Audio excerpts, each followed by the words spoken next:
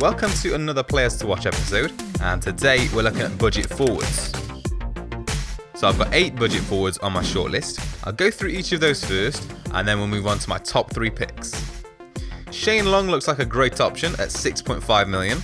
He was rotated a little bit early on last season, but broke into the starting 11 towards the end when Pella became out of favour, and he obviously went on to leave the club this summer, which means Austin is the only other striker at the club at the moment, and the new manager is said to be a fan of playing 2 strikers. So we'll have to wait and see what happens when Long joins the rest of the Southampton squad for pre-season, but I can see him being a starter next season.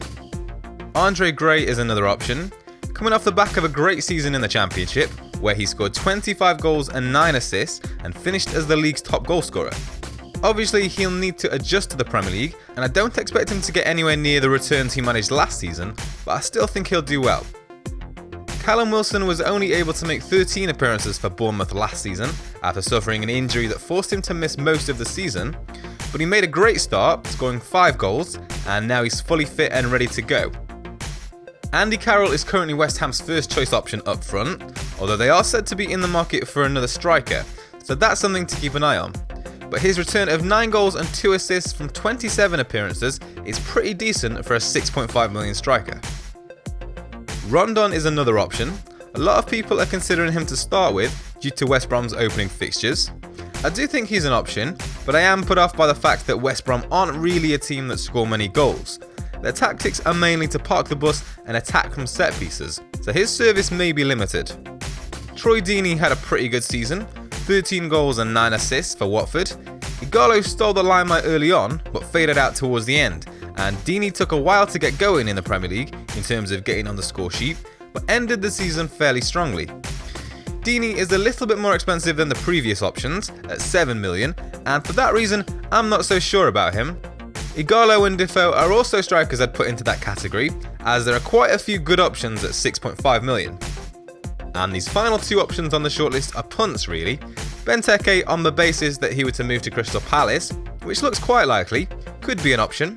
Surprisingly good returns from last season, 9 goals and 3 assists, especially considering that only 14 of his 29 appearances were from the start. And Berahino on the basis that he were to move to Stoke, which is another rumour that seems to have been floating around for a while. I think that would be a great move for him, and if he were to nail down a starting place there, he could become an option later on in the season.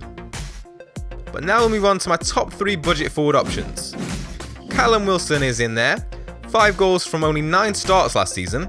He made a few cameos towards the end of the season to build up his fitness after his long-term injury, but he'll be ready to go come game week 1. He's already scored a few goals in pre-season.